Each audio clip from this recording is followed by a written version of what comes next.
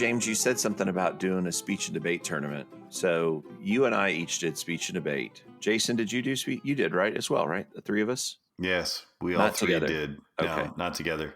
Did you guys have any, and I think the statute of limitations has expired. Do you guys have any hijinks at all? Like, Yes.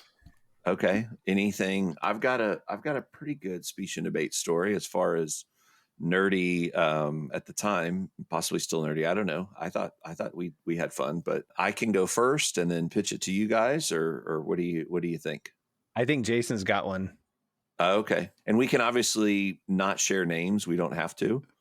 I really hope this doesn't get me in trouble. How long ago? It would have had to have been almost 20 years ago, right? Yeah, but it was kind of an inner prank that we had all done. Okay. So when you say we had all done, meaning you and your classmates? Me and like 4 or 5 of us. So unfortunately for people, they made us a captain. And they went, hey, we need to know. And so I came up with a t-shirt idea. So let's maybe take a step back. So what grade was this approximately? This was like 11th grade. Okay. So I was your junior year. Yep. You were made one of the captains of the speech and debate team. Yeah. Year 2 captain. So I was captain, sophomore, junior, and senior. Oh, wow. Okay. Over in senior. And I think junior, maybe. Okay. And I was like, we got to come up with a shirt idea. And they go, right. What? And I was like, well, everybody else has a shirt. Why don't we have a shirt? Right. And they went, that's a great idea. So they said, well, what do you think we should do? And I said, well, we should like come up with a t-shirt. And it says a phrase that we had been saying, for the past like year or so was, when you guys go in and you go into your finals, I just want you to decimate everybody, right? Decimate. Our theater director, that's what he would say. And he had a very high pitched voice. So he'd be like, I want you to decimate like that at the top of his lungs before we'd leave. Thank you, by the way, for backing way up on the mic. You're welcome. But it's still, very intense. You did it right. That was perfect. But anyway, I was like, well, he says it all the time. We came up with the phrase, so let's put it on the t-shirt. Yeah. And so you see these speech nerds running around with the words decimate on the back. Okay. Oh, okay. Do you know what the definition of the word decimate is? It's like I don't know. Destroy or kill, destroy, or remove a large percentage of or part of. Okay. So kill 1 in every 10 of as a punishment for the whole group. Okay. Oh, that's okay. That's a prefix, right? Exactly. Oh, okay. So it's the man who is to determine whether it be necessary to decimate a large body of mutineers. So it's like, it's very primal. I'll just say it that way. Yeah. It's pretty aggressive, especially for a t-shirt for speech and debate kids, so afterward, someone's like, do you even know what that word means? And I was like, yes. And like, we're all like 30 of us running around. Right. Hey, we're from blah, blah, blah, Consolidated. Yeah. Right. And well, you can say Lamar Consolidated. I think it's been referenced on another, didn't we talk about another episode? Cause you two jokers still have your Letterman's jackets, which you don't wear. Okay. Yeah. So I wear mine. So if any kids should know what decimate means, it should be the speech and debate kids, right? That's right. So again, you see 30 of us running around, but it's a fun shirt. I still have mine where it is stars all on the back of it, like sparkly, like decimate. Right. And by the way, for the audience at home, all 3 of you, Jason is currently doing jazz hands every time he says decimate. I really am. Yeah. So that's kind of a long because we wore those shirts. We had them for 2 years. Right. Wow. And it's just like, that was fun for me to sort of kind of, but like actual tournament stuff. I mean, there was ice buckets being put in front of people's like hallway doors all the time. Sure.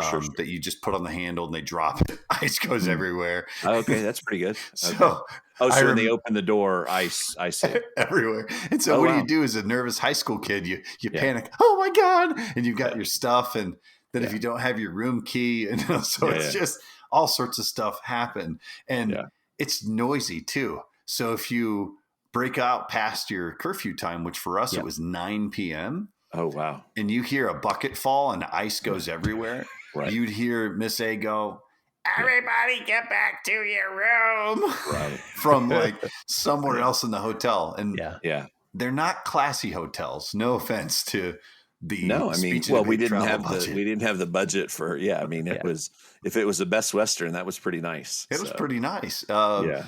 You ever stay at a motel in the valley? Nope. About 2-3 miles away from the border at the time there was activity. We pulled up to a place Oh. in the valley of Texas, and you Okay. hear pop, pop, pop, pop, pop, pop, pop, pop, pop, Mm. pop, pop, Oh. pop, pop, pop, pop, And those in are the not background. fireworks. Not fireworks. And then you Wow. hear the same guy shouting, "Decimate, decimate, everybody get to your room Yeah. now." Wow. And so Wow. you're running into your room. Okay. You're just like, wow, welcome to Texas. This is great.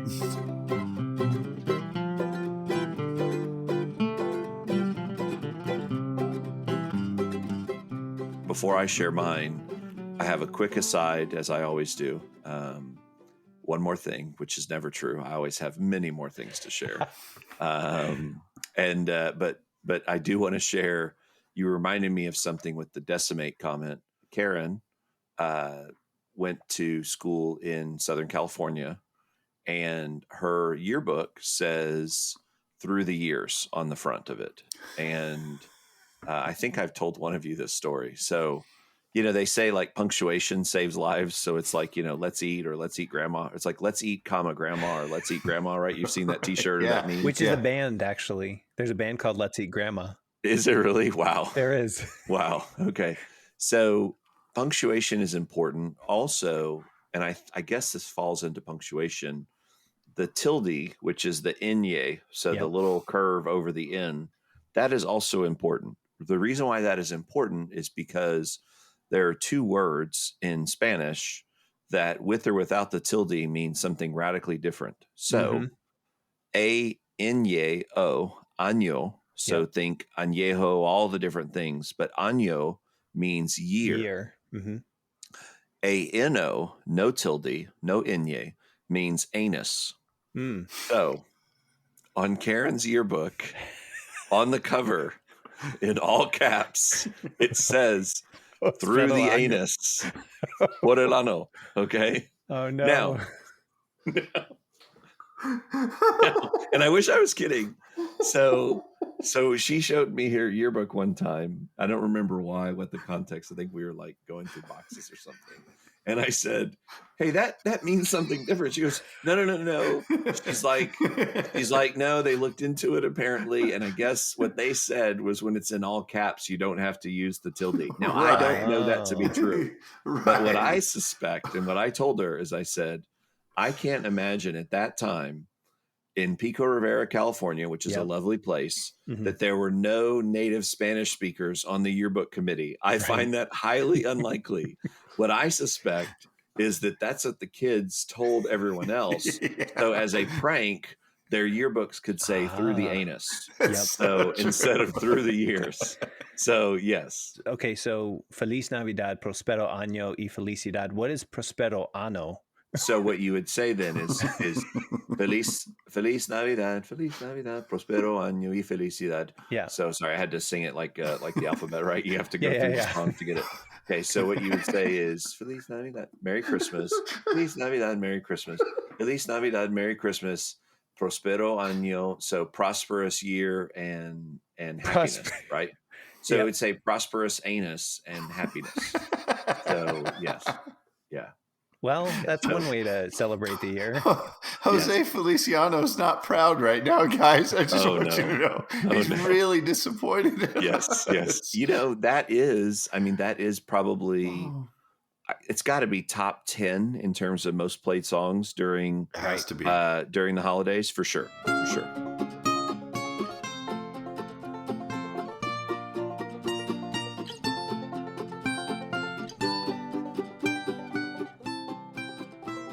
Before I tell my, I'll tell mine. I want to build some dramatic. James, do you have anything? I mean, I'm deferential to both of you because you have better stories than me. But Jeff, your story, I'm waiting with bated breath to figure out. Yeah. So you remember a couple episodes ago, we talked about like tangible things with scouts. and specifically like knives and fire and stuff like that. Myself and 3 classmates were at a speech and debate tournament.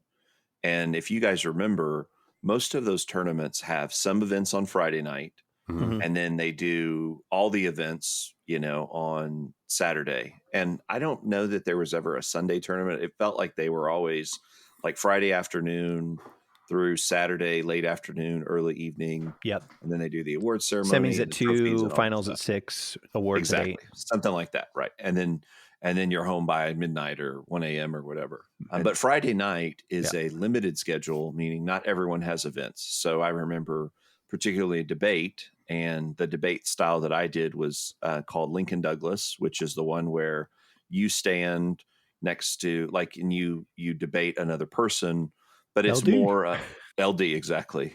It's a more, I would say, argumentative kind of style. There's a lot less preparation. And I think if I remember correctly, and I'm sure we will get many letters from strongly worded letters from the National Forensic League or whoever else is running that show these days.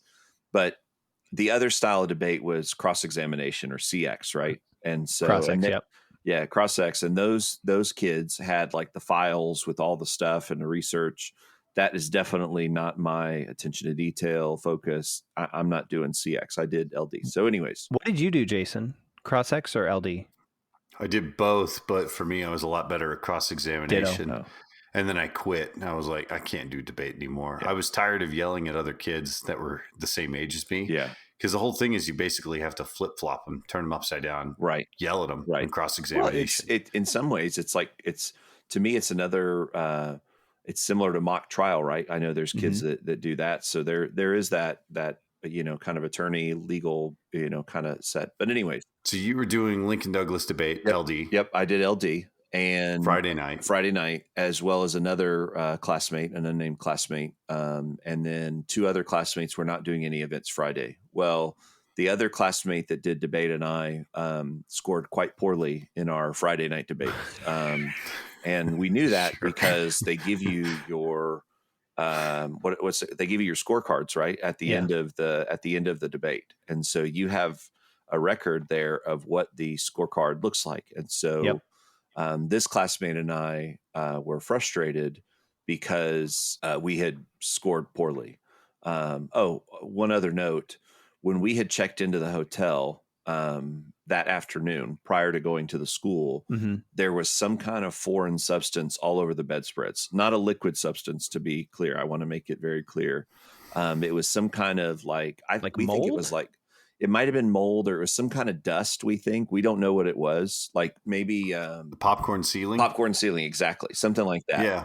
And so, so all of us, and this is maybe going to sound bad when I say we were wrestling, let's not go back to Karen's yearbook. Okay. So what I remember is somehow, you gotta snort. Somehow the whatever was on the bedspreads was making us itch. And so, and I don't think we weren't rolling around on the bedspreads, but however it happened, myself and three other classmates who at that time, you're sharing a room, right? Because it's 4 kids in one room, 2 beds, you're sharing a bed with a buddy, which who cares? That's fine. Nothing inappropriate was happening. And you're on vacation when you should be in school. So it's like 2 p.m. on a Friday. And it's like, I could be in class, but of course you're going to roll around and goof off. Right. So you're roughhousing, you're being silly or whatever. You're being a high school boy, silly juvenile stuff. So anyways, so I remember whatever happened. So we all got started to get a rash. And so we actually had to go down to the front desk. They moved us to another room. Wow. This is going to be important later because we had a wake up call set in the old room for that next morning. Because Saturday morning, you have to be at the school at a certain time, right? Yep. 7:15 usually. Pretty much. Right. Which means, you have to be up and downstairs at your hotel at 6:45 or whatever, right? Yeah. You guys remember this perfectly. So we had set a wake up call because there's 4 of us, which means 4 people have to shower. We were not saving energy by showering together. I just want to be very clear. So we had made it very clear, hey, we need a wake up call. Fine. So we end up moving rooms. Well, when we moved rooms, we also were very clear, like, hey, we still need our wake up call. This is the room. No problem, whatever. Oh no. So after the Friday night events, this unnamed classmate and I go back with our scorecards, our sheets, and we were very frustrated. And so what we said is, hey, let's burn these sheets to kind of let go of our, and when I say burn these sheets, let's burn these scorecards to kind of let go of some frustration. Now, and I want to be very clear, we should need to put like some kind of warning on this episode so kids don't fire. There's a fire warning. So my dumbass, and yes, dumbass is the right word, said, hey, if we're going to burn something in our room, let's do it in the sink, because that way all we have to do is just push the water, right? You turn the water off. It's a Best Western or some Best Western-esque motel.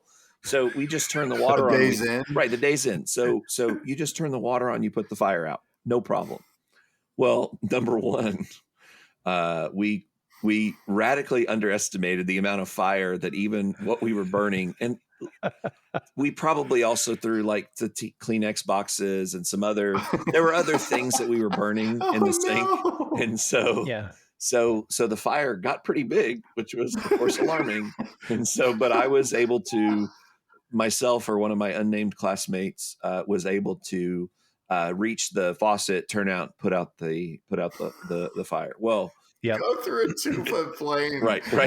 Yeah, basically. Right. And it was fun, and then it wasn't fun. So we put out the fire. Well, now, again, this is a inexpensive, budget-friendly, family-friendly-ish motel. Mm-hmm. Well, now the room is covered in smoke. Okay. When I say covered in smoke to the point of, covered in smoke to the point that we had to like get on a chair and unplug the smoke detectors because they would not stop going off. Okay. So now, this is Friday night. It's like 9-10 o'clock, whatever. And yeah, there's a curfew. And so, you're supposed to be in your room by a certain point, whatever. Well, so now the smoke detector is going off, which is alerting other students to what's happening. So we're like trying to unplug it. We figure it all out. We more or less talk our way out of things to where like one of us would go outside. Oh, because here's what we also had to do. We had to fan the door. So we're constantly opening the door and closing it to try and draw the air out, right? The smoke out.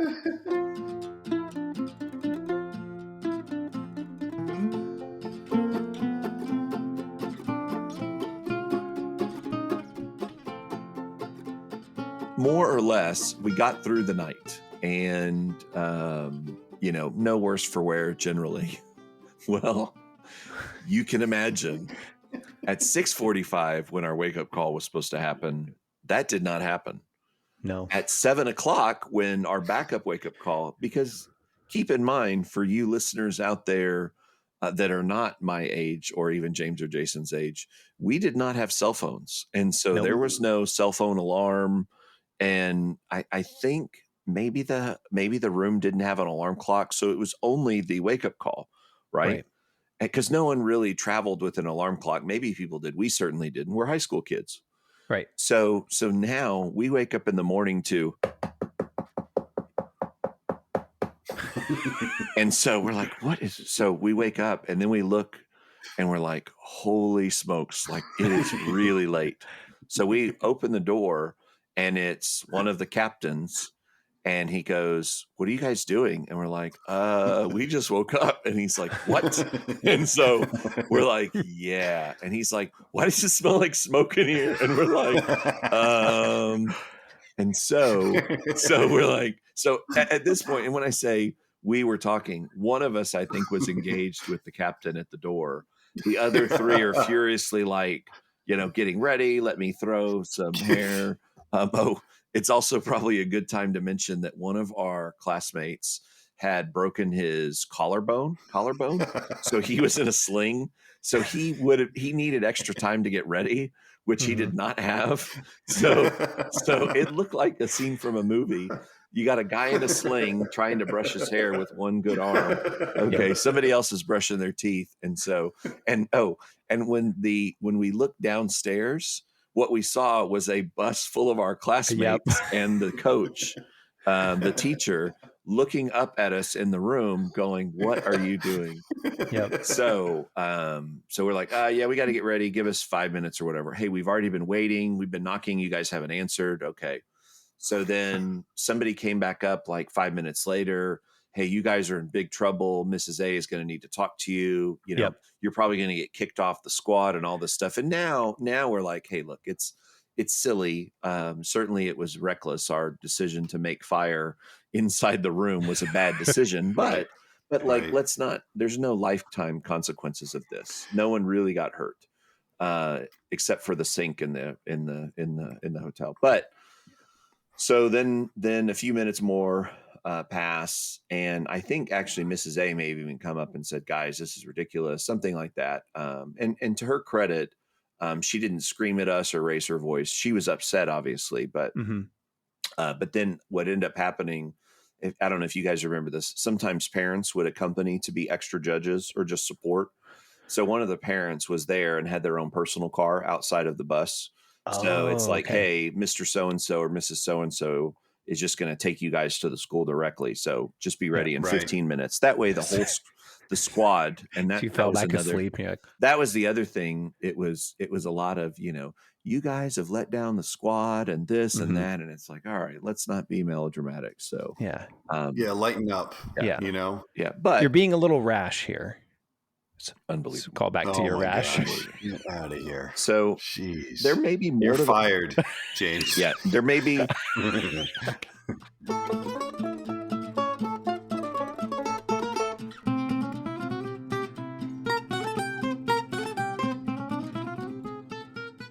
There may be more to that story that I've forgotten, but we can blame it on the secondhand smoke exposure. Yeah. And I don't think I'm engaging in revisionist history, but if our listener base ever grows to the point that someone that was on the, I don't remember what year, it would have been 1993 through 1997, Lamar Consolidated High School speech and debate squad. There may be someone out there who knows more of that story. Certainly the 3 anonymous classmates, peers, friends that were with me, they know what happened as well. Do you remember their names?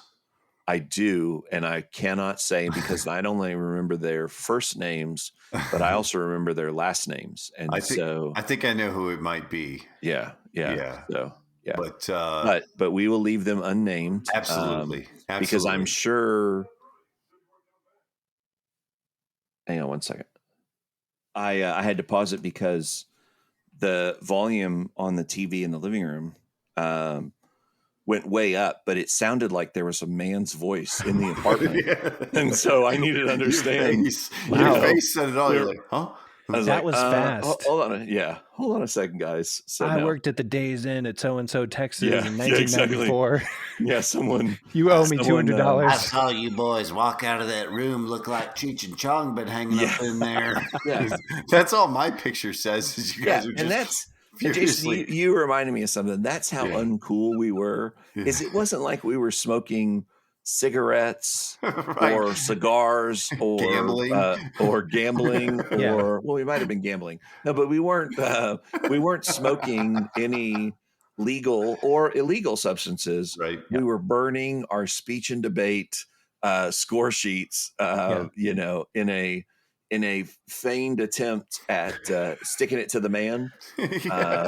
So that's how uncool and not edgy your oldest brother was. Oh man. So, I never had any drugs or alcohol experience. It's not to say that it didn't happen, because I'm sure it did. I just was never exposed to the bulk of my experience was overeating the pizza that I had to mooch off of everybody else because I spent all my money on Blockbuster Music.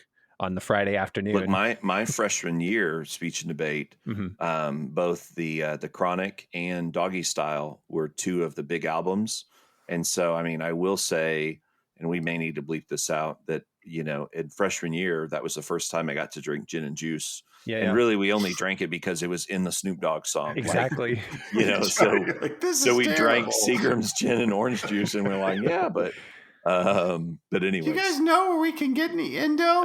No, yeah, we're just gonna yeah, just stick with some gin and yeah, juice. yeah, exactly.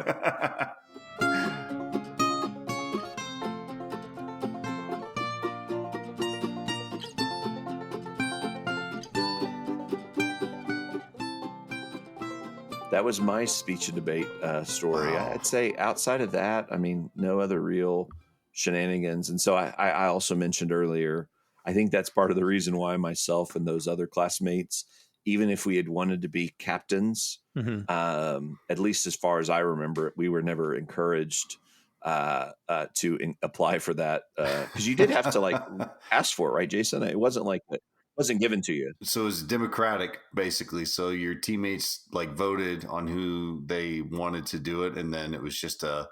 a vote, and then Miss A was the one who approved it at that point. And she, for me, it was me and another gal. We were the two captains the senior year, and of course, I was on the more like the interpretation, the prose, HI? poetry, HIDI, like Yeah. duet, that sort of thing. I was more the acting side of things, and she was definitely debate focused. And Yeah. we ended up winning as a team.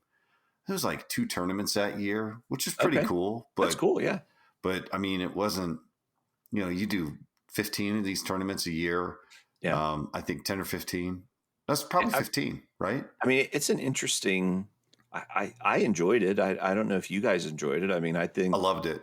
Yeah. I thought Jason, it was great. It was a great building block when you could really cultivate a person who is like nervous about doing just anything. It's like, hey, you can yeah. stand out in front of people. It's not a problem. And they go, Yeah. I'm scared. And you go, no, you don't need to be scared. Like I'm sorry. everybody's scared. Yeah. I'm scared when I do this. I don't want to talk in front of Okay. people. And you're like, okay, yeah, you need to be scared. Okay.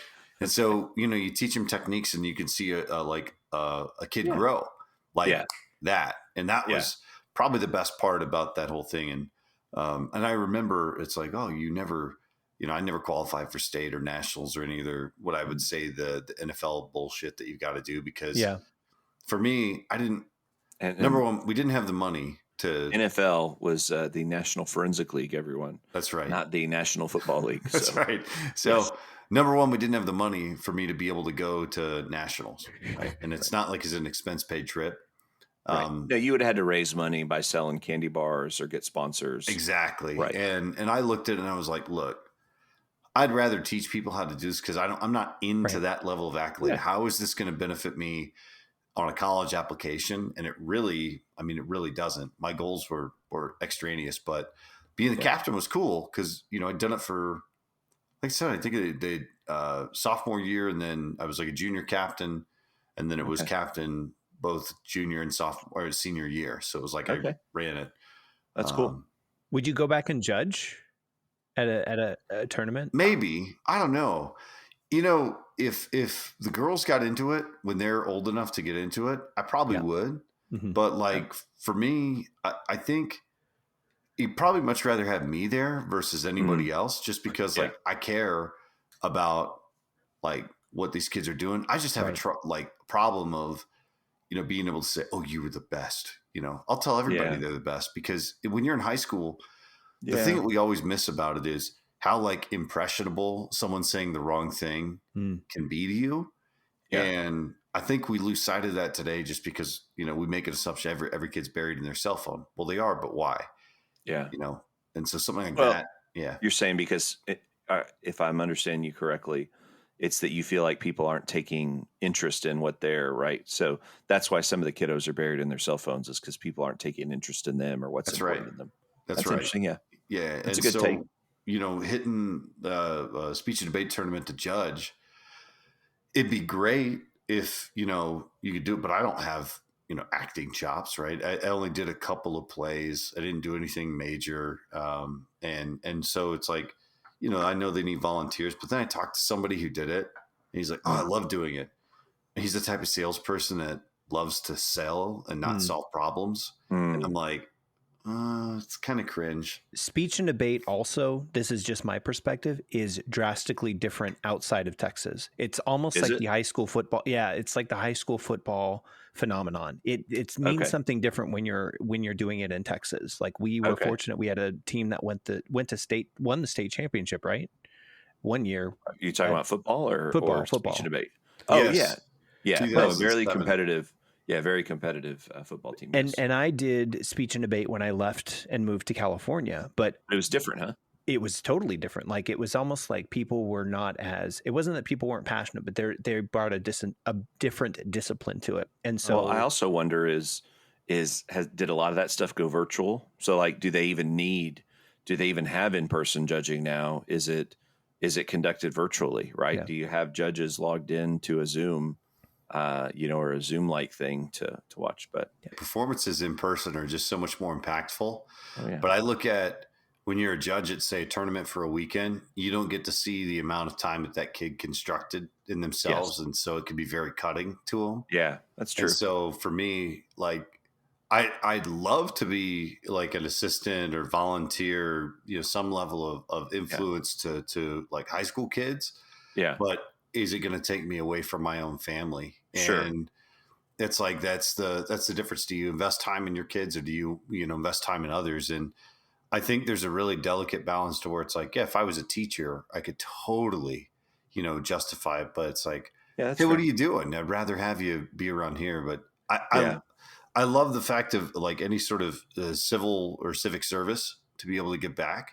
Yeah. Public service. Yeah. Exactly. I think it's valuable. And in that capacity, because we didn't exactly get football uniforms every year, right? We got T-shirts that we like pulled the wool over our teachers' eyes, and they just let us do it. And it's like, that's how much they cared about speech.